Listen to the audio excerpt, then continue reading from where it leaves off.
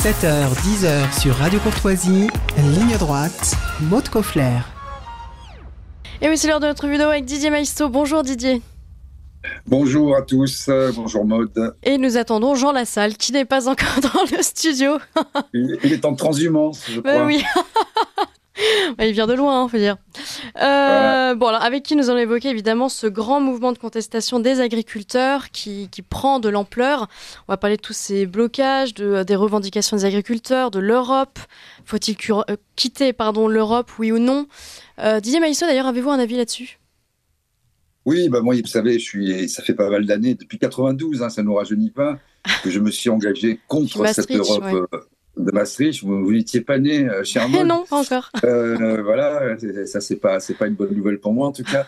Mais non, mais en réalité, il y avait ce discours de Philippe Séguin, fondateur à l'Assemblée nationale, qui m'a fait m'engager en politique contre cette Europe de Maastricht, dont la France, avec cette Europe-là, ne serait plus qu'une détaillante, en fait. C'est ce qu'il avait dit. On perdrait petit à petit tous les pans de notre souveraineté. Et là, quand vous ne battez plus monnaie, quand vous prenez vos ordres à Bruxelles avec une commission, parce qu'on dit toujours l'Union européenne, et quand vous dites la commission, oui, mais la commission n'est que le relais, l'exécutif de l'Union européenne, ce sont les peuples qui décident. Rien du tout. On voit bien aujourd'hui que la Commission européenne est gérée directement, n'est plus simplement force de proposition, c'est vrai, la véritable présidente de l'Europe, Ursula von der Leyen, qui s'est instituée comme super laboratoire pharmaceutique avec cette histoire rocambolesque des vaccins et ces contrats incroyables avec Pfizer, puis en distributrice et pourvoyeuse d'armes dans le conflit qui oppose la Russie à l'Ukraine, mais aussi en super censeur, puisqu'elle a dit le bien et le mal pour les médias qui avaient le droit d'émettre sur le sol de l'Union européenne.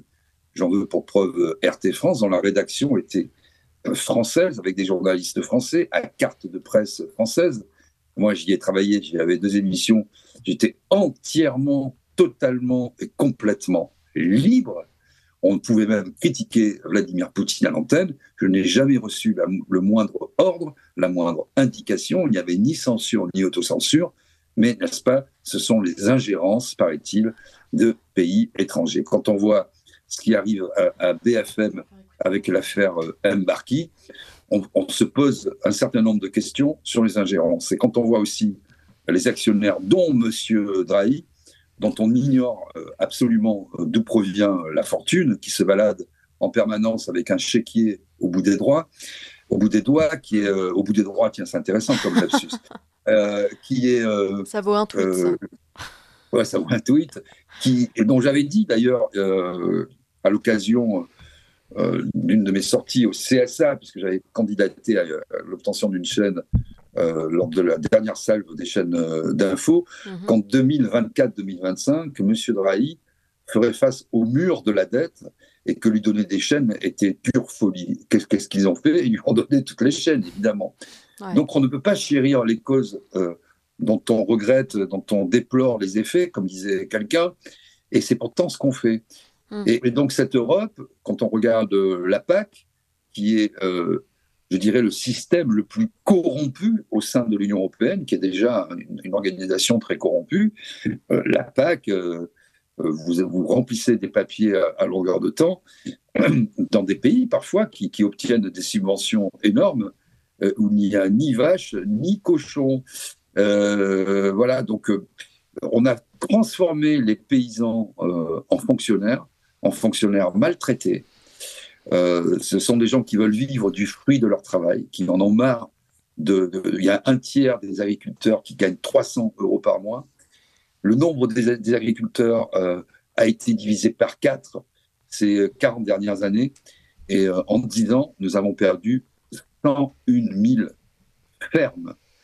Voilà où en est la réalité. Alors, tous ces hommes politiques, ils sont bien gentils, quelle que soit leur accointance, leur parti politique. Les syndicats agricoles, dont il y aurait beaucoup à dire aussi, notamment le rôle de la FNSEA, sont bien gentils aussi. Ils veulent tous rester dans l'Europe parce qu'il ne faut pas sortir de l'Europe, mais ils déplorent la PAC. Ils veulent tous rester dans l'Europe, mais ils déplorent les traités de libre-échange. Ils veulent tous rester dans l'Europe, mais ils déplorent les normes sans arrêt des normes imbéciles, idiotes. On n'est pas sorti d'une norme à appliquer, qu'il faut déjà en appliquer une autre. Ils veulent bien sortir de l'Europe et de la mondialisation dont ils déplorent aussi les effets, mais ils continuent à financer, à subventionner l'agriculture intensive, par exemple, vous voyez, et donc avec une industrie agroalimentaire qui conduit les uns les autres à être dans une compétition folle, effrénée, qui nous conduit à importer des poulets d'Ukraine, ce qui a pour but et pour objectif final, en tout cas pour résultat final, d'enrichir le roi du poulet ukrainien, qui élève des poulets dans des fermes-usines avec une souffrance animale terrible, jusqu'à 10 fois, jusqu'à 100 fois la taille des exploitations françaises, des poulets dégueulasses, des poulets maltraités tout au long de leur courte vie et qui sont pas de très bonne qualité. Et ensuite, on a évidemment énormément de problèmes en termes de santé publique, de maladies cardiovasculaires, de diabète, de surpoids, de produits ajoutés. Et que dire encore de tous ces intermédiaires entre l'agriculteur qui produit à partir de sa terre, qu'il chérit et qui a fait beaucoup d'efforts au cours des 20 dernières années pour polluer de moins en moins, parce que chaque fois on lui dit non mais ça vous n'avez pas le droit d'utiliser tel produit. Alors il y va petit à petit sans qu'on lui fournisse d'ailleurs des solutions de rechange bien souvent.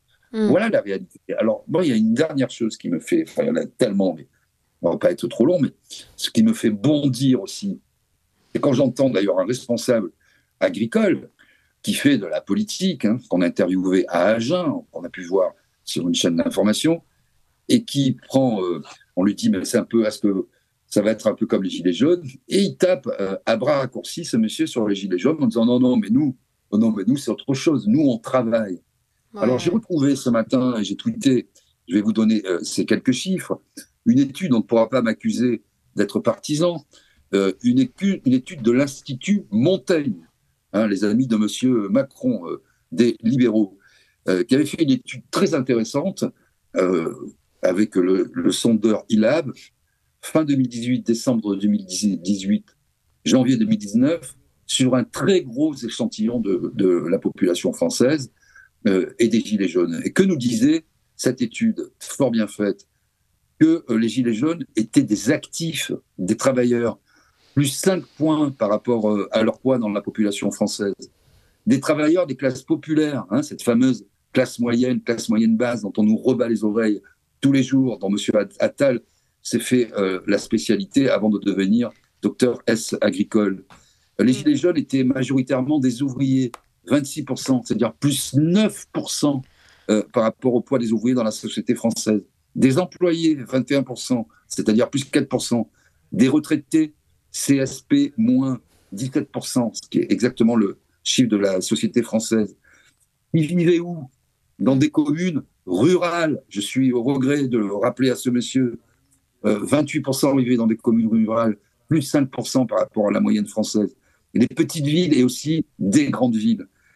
65% des Gilets jaunes avaient des fins de mois difficiles et se disaient, étaient à découvert. Et plus 17 points par rapport à la moyenne française, 69% avaient renoncé à des soins de santé, des dents, les yeux, des opérations, plus 18% par rapport à la moyenne française. 51% étaient à découvert durant l'année 2018, c'est-à-dire plus 13% par rapport à la population française, et ce qui l'était en moyenne dès le 17 du mois. Aujourd'hui, on va être plutôt au 5 du mois, tellement ça se paupérise et tellement ça accélère. Donc tout le monde sait exactement, connaît la situation, c'est plus la peine de faire des symposiums, des assises, des états généraux, tout ça, les gens n'en veulent plus, on sait ce qu'il faut faire, et il faut le faire. Et ce qu'il faut faire, c'est sortir de l'Europe. Quand on est dans un pays comme la France, un pays de cocagne, qui n'est que forêt, terrain, agricole, etc., ça n'a aucun sens de devoir importer des produits dégueulasses, produits à bas coût, avec de la souffrance animale, avec de la pollution, avec des ouvriers qui sont des esclaves, mais on pourrait dire la même chose pour la pêche, on pourrait dire la même chose pour le transport, on pourrait dire la même chose pour tous les biens et les services qui circulent. On pourrait dire que cette Europe, elle, à la fois, elle réglemente à mort pour les petites gens, pour les travailleurs, et elle déréglemente pour les financiers qui tirent les ficelles, qui sont des rentiers, qui vivent des intérêts du travail des esclaves que sont devenus les Français. Il n'y a pas un homme politique, je suis désolé, ou quand ils le disent un petit peu, à la fin, ils ne veulent pas sortir de l'Europe. Ouais. Ils ne sortent pas de l'Europe. Ils décrivent exactement, en termes un peu plus choisis, ce que je viens de faire, mais ils restent dans l'Europe. Moi, j'appelle ça du sadomasochisme. Voilà ce que je voulais avoir envie de dire ce matin. Eh ben, c'est dit. Alors, en théorie, Jean Lassalle arrive dans 3-4 minutes, selon Jean Lassalle. Mais en attendant, on parlait justement de l'effet gilet jaune. Vous nous avez donné quelques chiffres. Est-ce que vous ne craignez pas que ce mouvement des agriculteurs ne finisse par s'essouffler, comme celui des gilets jaunes, qui a duré longtemps, mais qui finalement n'a abouti à rien, en quelque sorte? Ce qu'il faut comprendre, mais je pense qu'ils l'ont compris, c'est que les hommes politiques, les politiciens ne comprennent qu'une chose, ce sont les rapports de force. Parce que si derrière, il y a un grand débat, un vrai débat, et que vous allez avoir Monsieur Macron qui joue le singe habillé en cravate devant un parterre d'élus choisis et d'élus de certains syndicats agricoles, il a bien parlé, le président, voilà. Il ne va rien se passer, premièrement. Deuxièmement, ne pas faire confiance aux médias de masse, aux médias mainstream. On est en train de vivre exactement la même séquence que les Gilets jaunes. Ils vont flatter les agriculteurs. Les forces de l'ordre vont les accompagner, parce que là, vous avez vu, ils ont tellement peur. Darmanin, le ministre de l'Intérieur, ils peuvent faire ce qu'ils veulent pour l'instant. La police, la gendarmerie n'intervient pas. Et tout le monde comprend cette colère. Cette colère, elle est légitime. Oh, les gentils agriculteurs qui nous nourrissent. Ça, c'est la phase 1. La phase 2, vous allez avoir des agriculteurs qui vont être choisis, triés sur le volet, comme ce monsieur qui a fait Flores sur X, le réseau ex-Twitter, et il va dire oh non mais nous, attendez, nous on ne veut pas sortir de l'Europe, il ne faut pas exagérer, nous ne sommes pas des extrémistes et nous ne sommes pas des gilets jaunes. Ça, c'est la deuxième phase, c'est le poison de la division. Et on va les accuser à la fois d'être dans les extrêmes, c'est-à-dire les agriculteurs raisonnables seront ceux qui vont discuter avec M. Attal et M. Fesneau, sous la houlette la haute présidence de M. Macron, et les autres seront les gens qui sont jamais contents, qu'on retrouve, les populistes, les violents, les extrémistes, les fascistes, que sais-je encore, on va les affubler de tout un tas de noms, et à la fin, on va garder un tronc commun, on va dire, bon, ceux-là, ils sont raisonnables, on va refonder ensemble l'agriculture, c'est le réarmement agricole. C'est-à-dire, M. Macron et ses ministres vont ensemencer la terre et les blonds blés vont onduler au gré des vents, des 64 vents répertoriés. Et miracle, enfin, M. Macron va sortir de la crise. Mais les agriculteurs continueront à crever. Donc moi, je ne suis pas un homme politique, je ne suis pas un leader syndical, mais je dis très clairement aux agriculteurs, vous savez que je vis à la campagne avec des agriculteurs, tenez bon les gars, n'écoutez pas, défendez votre bout de gras, défendez votre profession, défendez votre dignité, sortez de cette Europe, appuyez pour sortir de cette Europe,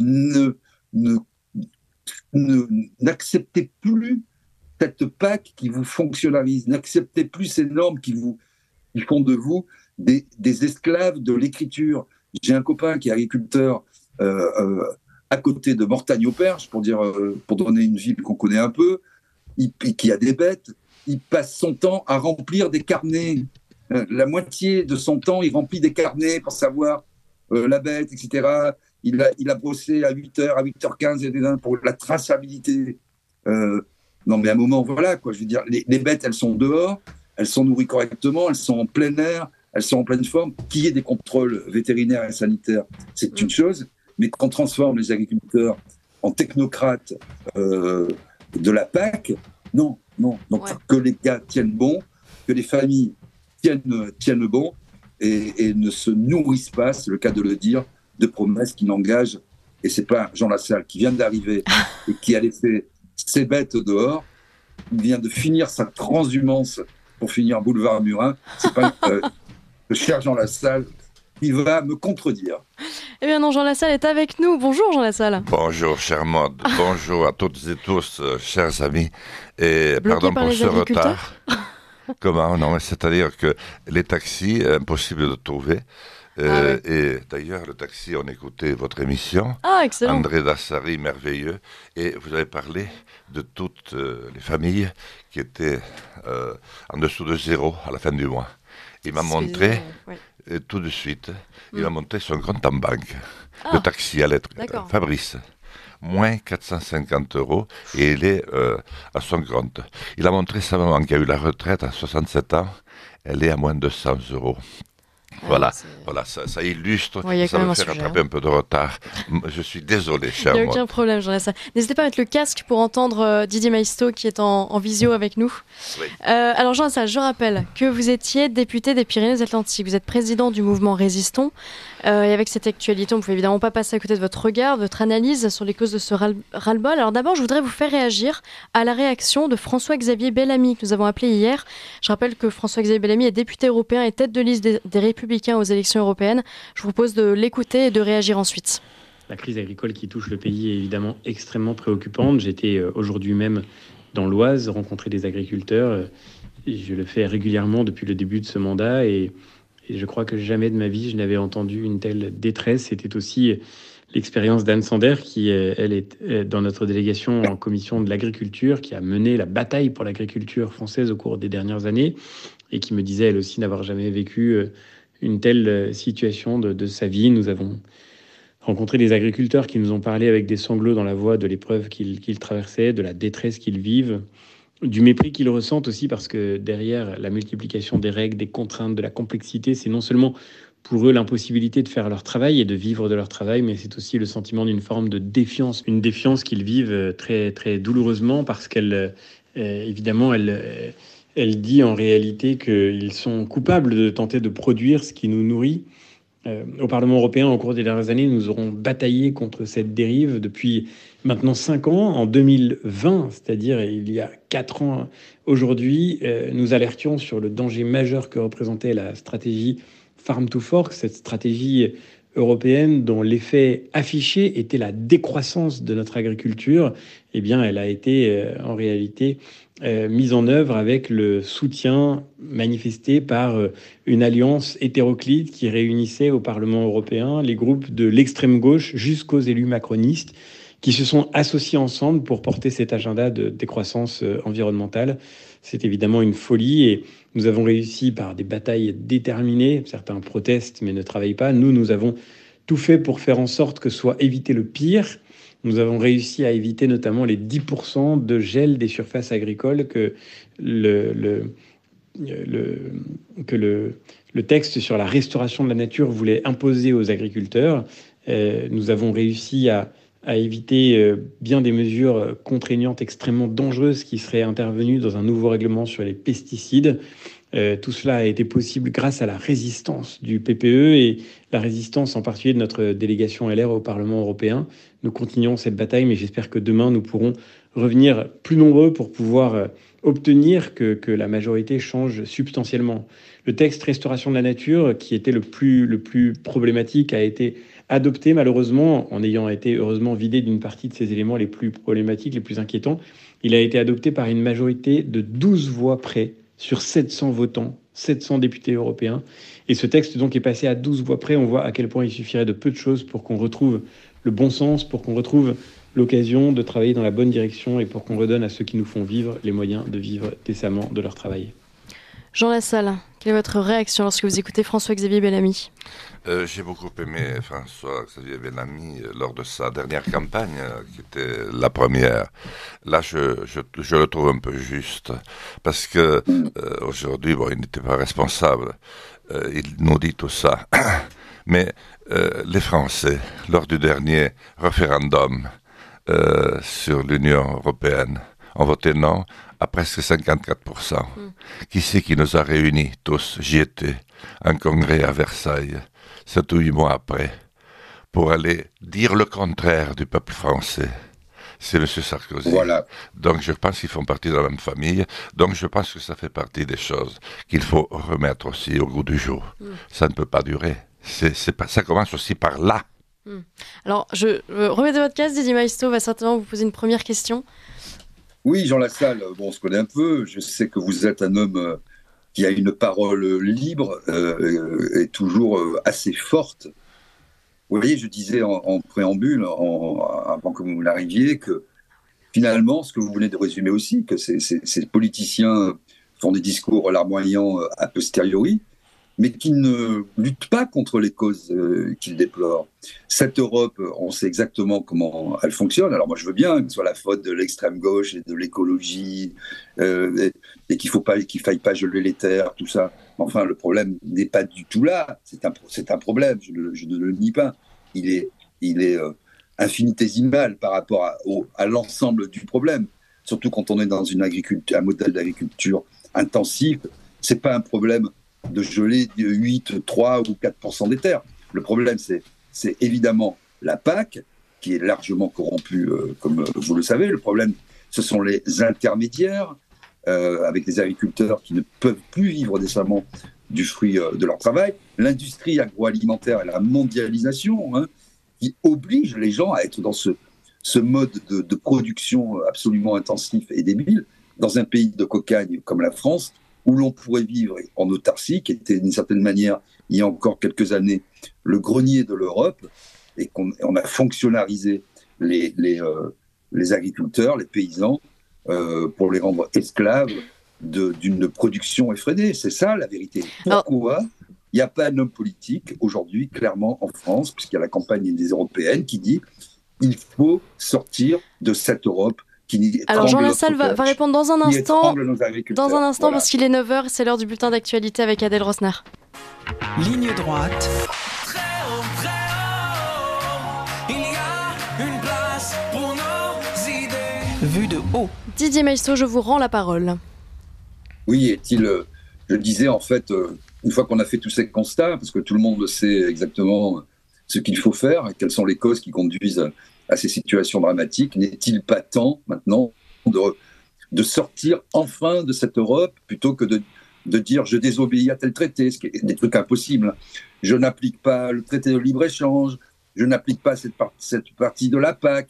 Tout ça n'existe pas, c'est constitutionnellement impossible parce que la France est engagée par les traités, puisque cette Europe nous étrangle, nous asphyxie, fait mourir nos paysans, nos pêcheurs et nos salariés, et nos petits chefs d'entreprise. Pourquoi simplement ne pas questionner une nouvelle fois le peuple par voie référendaire, par exemple, et cette fois de respecter les résultats du vote, puisque c'était 55% pour le non, et Jean Lassalle l'a rappelé, M. Sarkozy s'est assis allègrement sur ce vote, aidé par M. Giscard d'Estaing, qui nous avait expliqué que les Français étaient trop cons pour comprendre ce texte de constitution européenne. Jean Lassalle. Écoutez, cher Didier Maistre. Je vous écoutais en arrivant et je disais qu'avant de répondre à votre dernière question fondamentale, vous aviez déjà donné tellement de réponses, j'ai pris un plaisir fou et en même temps une peine tragique à vous écouter. Vous avez quasiment tout résumé tout à l'heure. Je crains que vous ne me poussiez dans mes retranchements et que vous ne poussiez l'IFOP à me baisser un peu plus, en dessous de 0,5, ce qu'elle fait depuis que je me présente aux élections présidentielles. Je pense que vous allez me faire descendre à 0,2 aujourd'hui. Je pense que vous allez pousser Monsieur Drahi et BFM TV à ne pas me passer. Ils ne m'ont plus passé depuis que j'avais rencontré Apolline de Malherbe. Et depuis, ils se sont largement vautrés sur une histoire de mœurs à mon égard. Mais ils ne sont pas les seuls. Bruno Dely de France Info qui avait traité les Gilets jaunes de vermine. Je suis en procès avec lui. Mais lui, on a considéré que c'était fini, les Gilets jaunes, vous voyez, de vermine. Tandis que moi, qui l'avais traité de chien en apprenant ça, je risque, je ne sais quoi. Donc vous allez me pousser dans les retranchements. Donc je pense que d'abord il faut faire le constat, c'est une bureaucratie encore plus impitoyable que le fut la bureaucratie soviétique. Donc je pense qu'il faut être pragmatique avant déjà de tirer les conséquences, essayons de faire en sorte que le mouvement dure. Et apportons-lui, comme je le fais, notre appui le plus total. Moi, j'en appelle aujourd'hui à la convergence des inquiétudes, à la convergence de ceux qui n'y arrivent plus du tout, et depuis très très longtemps, en France, mais aussi en Europe. Il faut que tous les agriculteurs et tous les hommes et femmes des campagnes et même des villes convergent vers Bruxelles paisiblement et à y dire « ça ne peut plus durer ».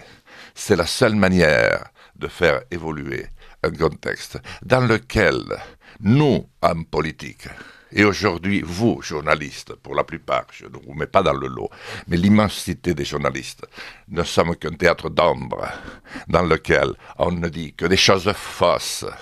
On larmoie, on s'apitoie lorsque le temps se fait lourd, le temps avec les sondages d'opinion, les flatteries malvenues, de dresser à nouveau l'opinion contre ceux qui ont le courage de se lever alors qu'ils sont au bord de l'abîme. Oui, levez-vous, levons-nous et allons-y ensemble, dignement, comme nous le fîmes lorsque les heures de l'histoire nous l'imposèrent. Voilà ce que je peux dire d'abord. C'est un appel que je lance.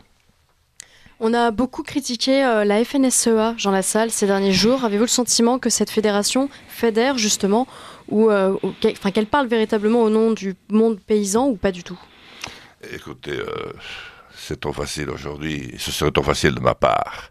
Je fais de la politique depuis l'âge de 21 ans, j'ai affronté 27 élections, j'en ai gagné 25, j'en ai perdu 2, les 2 présidentielles. Donc, me mettre à taper sur la FNSEA n'aurait aucun intérêt, d'autant que j'étais FNSEiste, comme mon frère qui est berger. Mais sans taper dessus, est-ce que vous comprenez justement Non, là, je comprends, parce qu'elle est débordée, comme la CGT a été avec les combats ouvriers, parce qu'on a perdu à tous les niveaux le contact avec ceux que l'on est censé défendre, avec ceux qui vous élisent, et là c'est des syndicats, pour les représenter et pour prendre les orientations qu'ils veulent prendre pour pouvoir vivre. Et à partir du moment où on oublie ça, eh bien, ça donne une FNSEA légèrement débordée aujourd'hui et qui a du mal, même avec l'aide du gouvernement, à reprendre les choses en main. Donc il faut faire évoluer tout ça. Et tout ça est fort complexe, mais vous avez raison de l'aborder, parce qu'on ne l'aborde jamais de cette manière-là. Non. Jean Lassalle, vous n'êtes plus député, vous incarniez au cours de vos mandats, vous avez été député pendant 20 ans, c'est ça? Oui. Ouais. J'ai commis l'erreur de ne pas me représenter, parce que j'avais eu 4 opérations du cœur, coup sur coup. Si j'avais écouté ma chirurgienne, celle qui m'a opéré la dernière fois, une opération de 10 heures, elle m'avait dit, ne vous inquiétez pas, mais je ne voulais pas infliger à mes électeurs qui m'avaient été si fidèles pendant tant et tant d'années le fait de devoir m'enterrer 3 semaines après une réélection. J'y ai pas cru, alors que j'ai retrouvé une pleine bonne santé. Enfin, je me suis pété 5 vertèbres, mais c'était en fauchant dans une pente avec une moto faucheuse. D'accord. Donc vous continuez vos activités d'agriculteur, de paysan, vous êtes toujours... Disons que je n'ai pas la même énergie, mais mon frère... qui avait installé sa fille il y a 4 ans, est de nouveau seul, parce que sa fille, qui est ma nièce, Marie-Ève, n'a pas pu y arriver. C'était trop impossible. Tous les jours de nouvelles trucs à remplir sur l'ordinateur, oui. Des contrôles. Elle a essayé de faire un bâtiment pendant 4 ans. Ah oui. Jamais elle n'a eu l'autorisation. Et qu'est-ce que vous voulez elle a eu elle aussi un accident, s'est fait mal à la colonne vertébrale. Et elle est repartie à 32 ans reprendre ses études pour faire autre chose. Mais combien sont-ils aujourd'hui comme cela? Vous voyez? Donc c'est ça la réalité. Et celle-là, elle me touche parce qu'elle est familiale. Et mon frère Julien, qui va avoir, quel âge il a lui, 65 ans, on l'oblige à arrêter son exploitation alors qu'il veut la continuer. Mais je ne sais pas d'où sort cette loi à la con, enfin cette loi inique. On l'oblige à quitter. Voilà aussi un élément de la réalité. Ouais. Sa fille a tout fait pour s'installer et elle a été obligée de partir. Vous comprenez ça? C'est terrible. On ne le comprend pas justement. Est-ce que vous regrettez de ne plus pouvoir porter la voix de ces paysans à l'Assemblée nationale, ou est-ce que vous estimez aujourd'hui que le combat se trouve ailleurs? D'abord, je vais vous dire vraiment le fond de ma pensée. Je me sens en délit de fuite. Voyez, vous passez à côté d'un accident qui est peut-être mortel, en tout cas où il y a des blessés très graves, et vous ne pouvez plus rien dire. Vous dites rien, vous échappez. Eh bien, par mon attitude, c'est un peu ce que je fais, parce que je ne peux plus rien dire. Oh, tout n'est pas de ma faute. Mais est-ce que vous imaginez que j'ai fait 1 et quelques mille voix lors des dernières présidentielles il y a à peine 2 ans, et qu'hier, j'étais pour la première fois chez CNews depuis, et qu'entre-temps, j'ai fait 2 ou 3 émissions avec André Berkoff, et j'en ai fait une à Paris Première, avec dernière édition, c'est tout. C'est-à-dire que moi qui ai connu tous les studios de télé, toutes les radios, où j'ai été invité à France Culture 2 fois par semaine, à certains moments, on m'a fait disparaître totalement, parce que ce que je dis ne convient pas. Alors, je voudrais dire que je me sens mal de cette posture. Parce qu'un combattant, c'est fait pour combattre jusqu'au dernier souffle, et lorsque le dernier souffle est venu, le moment du repos est venu, du repos éternel. Didier Maistre. Oui, ce que vous dites, vous le savez, Jean, moi-même je l'ai payé très cher, puisque j'étais un patron de médias qui s'était engagé dans la société pour les gens les plus modestes et pour les travailleurs pauvres notamment. Et c'est vrai que ce système médiatique, il est terrible. Parce qu'on accuse beaucoup les hommes politiques de mensonges, etc., ce qui est vrai, de duplicité. Mais s'il n'y a pas la caisse de résonance des médias mainstream, ces gens parleraient dans le désert. Il ne s'agit pas d'être dans des médias combatifs ou nécessairement méchants, complotistes ou que sais-je, qui vont essayer d'acculer les politiciens dans un coin. Il s'agit juste de poser des questions, d'être les relais, non pas simplement de ceux qui dirigent notre pays et certains syndicats agricoles qui co-gèrent, d'ailleurs le ministère de l'Agriculture, mais de faire le relais des vrais gens, des vraies personnes qui travaillent, qui produisent. Voilà. Et ce que vous dites est fondamental, parce qu'on l'a vécu avec les Gilets jaunes, on l'a vécu aussi durant le Covid, c'est-à-dire on vous affuble de néologismes, d'épithètes pour déprécier votre parole. Alors au début, c'est populiste, puis complotiste, puis après on va vous dire poutiniste, etc. Donc il faut s'extraire, s'absoudre, s'échapper de cette dénonciation, de ce monde-là, ne pas vivre du regard des autres, mais continuer son combat. Et évidemment, à ma petite place qui est la mienne, dans mon rôle, j'appelle aussi les gens à résister. C'est pas simple, c'est pas simple de résister, mais vous savez, quand vous n'avez plus rien à perdre, et qu'un tiers, je le rappelle, les agriculteurs, ce chiffre, sont à 300 € par mois, les autres à 600 ou 900 €, un éleveur de moutons gagne 600 € en moyenne par mois, un éleveur bovin tout juste le SMIC, il y a quelques céréaliers encore qui s'en sortent, mais tout le monde doit être solidaire. Non pas simplement pour une corporation, parce que tout le monde est concerné, mais pour sortir de ce système, il n'y a pas de fatalité, de ce système qui fait que la France n'est plus qu'un détaillant on n'est pas anti-européen au sens primaire, mais de cette Europe-là qui est au service d'intérêts financiers, de multinationales, dont le siège, quand on parle des grandes entreprises françaises, je rappelle que beaucoup d'entreprises françaises qui ne sont pas vraiment des entreprises, mais dont les représentants sont des chefs de service des multinationales, n'ont même pas leur siège en France. Vous voyez, la France, c'est 99% d'entreprises, de TPE, de PME, d'artisans, de commerçants, de professions libérales. 99%, retenez bien ce chiffre. Donc, quand on vous parle des grandes entreprises, on ne parle de personne, vous voyez. Et il faut arrêter de prendre ça en plein cœur, complotiste, ultra, je sais pas quoi, toutes ces bêtises qu'on entend, et continuer le combat. C'est ça le message. Jean Lassalle.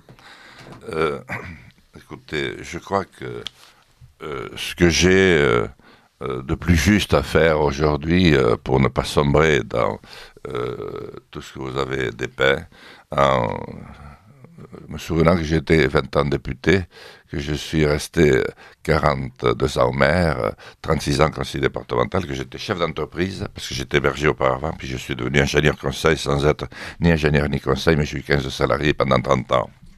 C'est d'accompagner le mouvement des paysans en apportant des faits comme vous le faites et comme nous le faisons. Nous aurons le temps de tirer les conséquences, mais accompagnons-les et encourageons-les. Et je veux aller un petit peu plus loin encore sur ce que vous dites. Bon, là, comment je devrais dire, la décomposition du monde politique n'est plus à démontrer. Il suffit d'aller à l'Assemblée pour la constater, hélas. Bon, mais c'est le peuple complètement perdu qui l'a voté. Et à force de faire le contraire de ce qu'on disait, ça devait arriver. Mais on ne connaissait pas la décomposition des médias. Pourtant, j'ai beaucoup de respect pour les journalistes.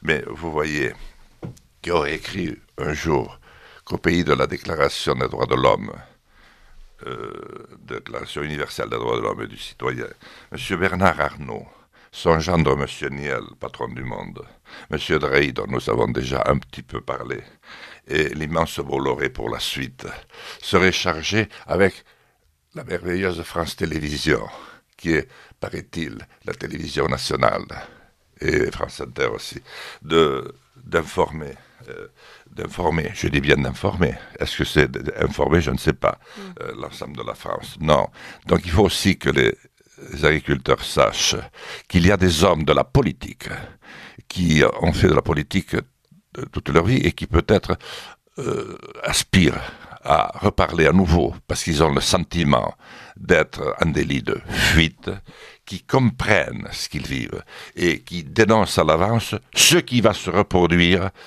3 ans après, les gilets jaunes.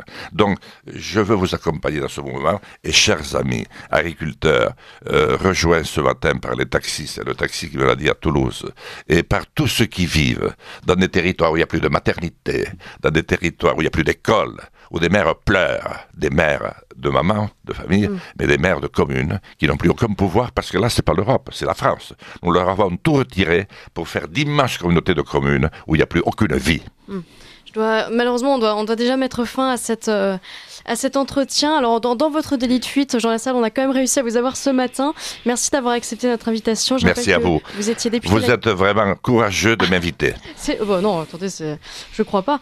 Merci Didier Maisto également. Oui, bravo. Tu ne vas pas être réhabilité. Hein. Je regrette moi aussi les 2 télévisions russes parce que c'est les 2 seules qui m'ont fait parler pendant un mandat de député de 5 ans. Et je ne sais pas pourquoi, alors que tout était parfait, on les a supprimés ici. Merci beaucoup Jean Lassalle. Merci beaucoup.